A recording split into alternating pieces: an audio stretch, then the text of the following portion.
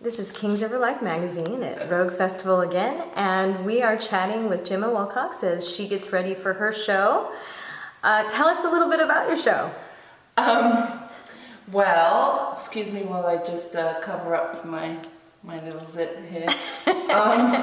My show is called Magical Mystery Detour, and it is I play 25 characters in this show. Oh, wow. Men, women, children, inanimate objects and animals, including a fly and an owl and a tree and a couple of dogs and many other characters. And it's about a character called Sandra, who some people who have seen my shows at the Rogue Festival in the past may recognize. Sandra, I've done other plays with this particular character, but don't worry, if you haven't seen my shows in the past, this stands completely alone. But it follows, Sandra is going on a journey that her dead mum wanted her to go on this trip from London to Land's End, which actually follows the ley lines in England, which are these special kind of meridian lines in the land, where a lot of sacred sites are, kind of like Stonehenge and Avebury and those kind of sites in England. And she's kind of traveling along those lines without really realizing. So she kind of comes across lots of very mysterious characters and strange things happening on the way. And she's going to Land's End to see the transit of Venus, which was a special planetary thing that happened last year, where Venus crossed in front of the sun. And basically the show is mostly about her journey there, and the reason it's called Magical Mystery Detour is because she's going on this journey thinking she's just going from A to B, but actually she comes across all these different detours and obstacles and blocks on the way, which is kind of like a metaphor of for life. And when you think you're going somewhere, or you think you have these expectations of where you're going, and then suddenly something else happens, maybe a death, maybe a breakup, maybe you win the lottery, who knows, so I've been really interested in exploring that theme of detours that can happen in one's life, literally and metaphorically. And how did you, obviously you're not originally from Fresno, how did you end up at Rogue Festival Fresno? I came to Fresno a few years ago. This is my 4th time to Fresno. I love this festival. I tour a lot of festivals in Canada and America, and this is one of my favorites by far. And basically, I think Barry Smith told me about this festival, a fellow Colorado. I actually live in Colorado, in Boulder, and he lives in Aspen. And he told me about this festival. And I respect and like Barry Smith, so I thought he must be right, and I came along and absolutely loved it. I think it was 5 years ago I came, because I missed last year, so I came 5 years ago with my first one-woman show.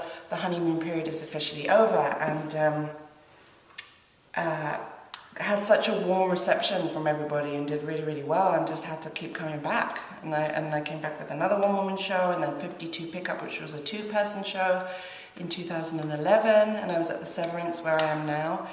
And I just love this festival. I feel like it's one of the most truly fringes. It's like really true fringe, from my understanding of independent theatre, where it's not like snazzy theatres necessarily. It's like homegrown, let's put up a couple of lights, let's throw up some curtains, and really focus on the art and the creativity of these people coming from all over the world.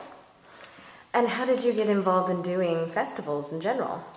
In 1997 and 1998, I was 19 and 20, and my aunt and her theatre partner were touring across Canada doing the Fringe Festival circuit, and I travelled with them as a sound and lighting technician, and had the most incredible time over 2 summers, and just really learnt the ropes, and was handing out the flyers and putting up the posters and telling people to come and see the shows, and then doing the sound and lighting, and partying like crazy, and I just had such an incredible time in North America. I was living in England at the time, and I was just like, oh my God, people actually comparatively support the arts out here, and especially in Canada in particular, and this is incredible, and everyone's so friendly and everyone's so warm, and there's not as much competition as there tends to be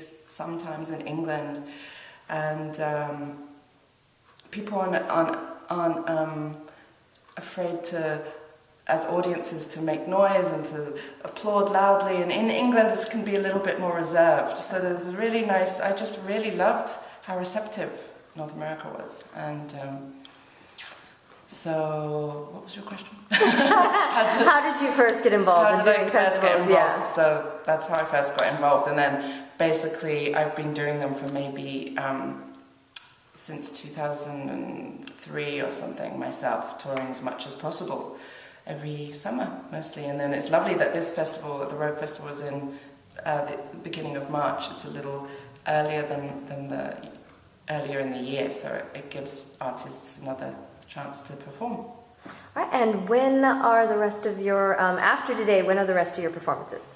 So my next performance is at Tuesday, after today, Tuesday at, get my flyer, Tuesday at 8 o'clock, and that show actually isn't in the main schedule in the Rogue program, so it's kind of like the secret show. So and actually there's no other fringe shows happening on that night. Oh. So that's a great opportunity to come see a show.